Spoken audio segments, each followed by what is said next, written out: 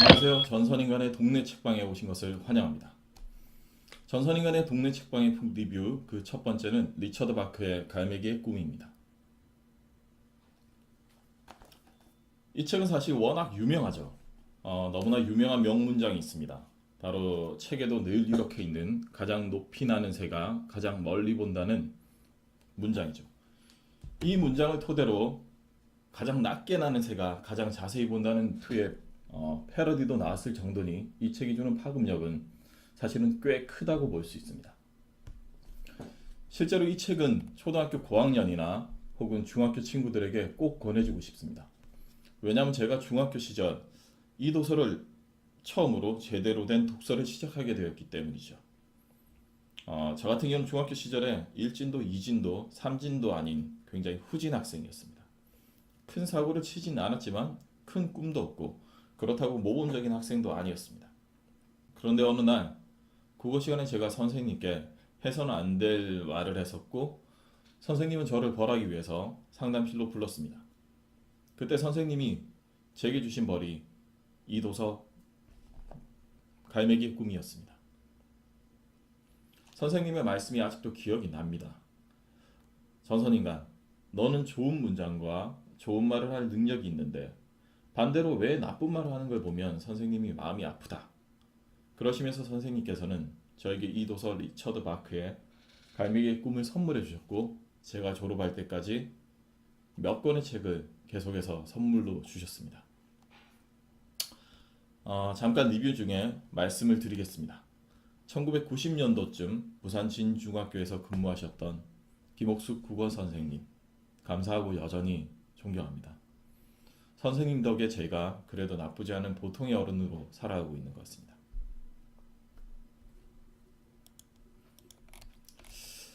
다시 책으로 돌아와서 갈매기의 꿈의 줄거리를 이야기 한번 해보겠습니다.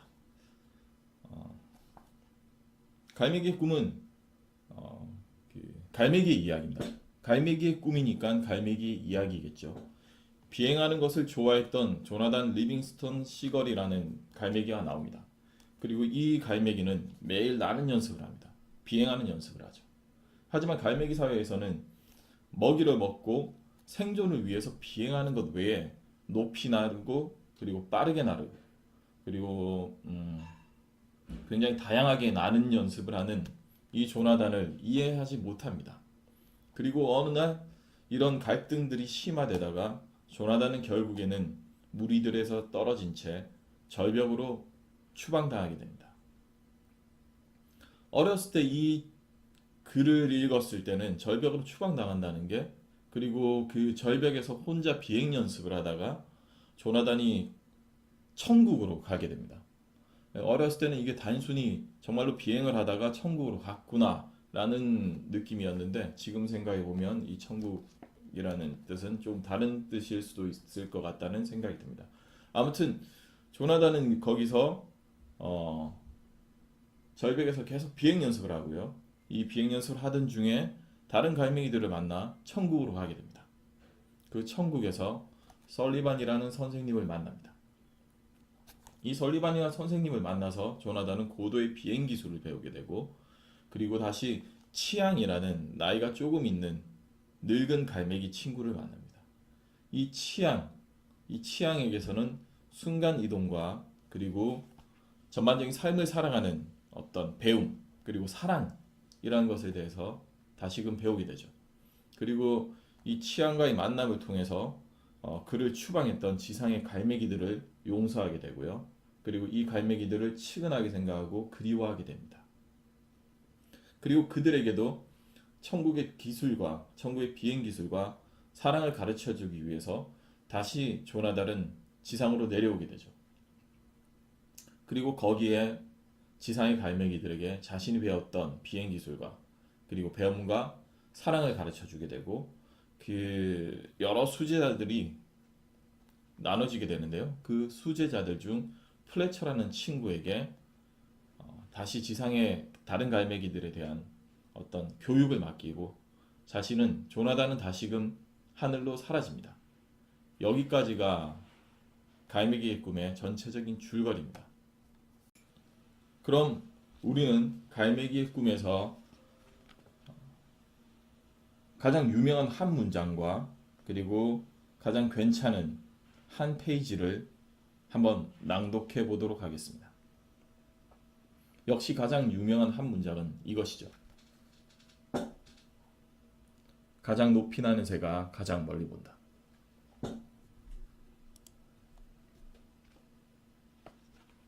갈매기의 꿈, 리처드 바크.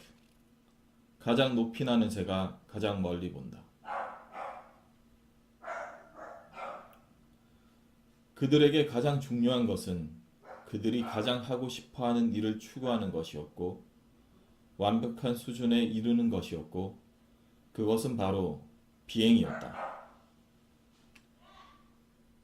이 삶에서 무엇을 배우느냐에 따라 다음 삶이 선택된다. 아무것도 배우지 못하면 그 다음 삶에서도 똑같은 한계와 극복해야 할 무게들에 짓눌리고 만다. 갈매기의 꿈은 바로 이런 책입니다. 지금 삶에서 어떤 배움을 얻는가에 따라서 다음 생이 선택되어진다는 그런 유의 내용을 담고 있죠. 그래서 결국에는 우리는 이번 삶에서 포기를 하지 말고 그리고 이번 삶에서 무언가를 배워야 하고 그리고 주변의 모든 사람들을 사랑해야 된다는 내용을 가지고 있습니다. 배우고 발견하고 자유로워지는 것. 바로 이게 어떤 한 사람의 큰 삶을 전반적으로 아우르는 삶의 진리라는 것이죠. 누군가를 조금 더 높은 곳으로 데려가고 싶고 누군가에게 조금 더 넓은 시야를 안겨주고 싶고 그리고 누군가를 정말 소중하게 사랑하고 싶다면 이 리처드 바크의 갈매기의 꿈을 조나단을 가르쳐 주었던 설리반 선생처럼 조나단에게 사랑을 알려주었던 치앙처럼 그리고 굉장히 후진아이였던 전선인간에게도 용기를 주었던 저의 국어 선생님처럼 여러분도 누군가에게 이 책을 선물해주면 어떨까요? 배우고 발견하고 사랑하고 전선인간이 전달하는 첫 번째 북 리뷰 갈매기의 꿈이었습니다.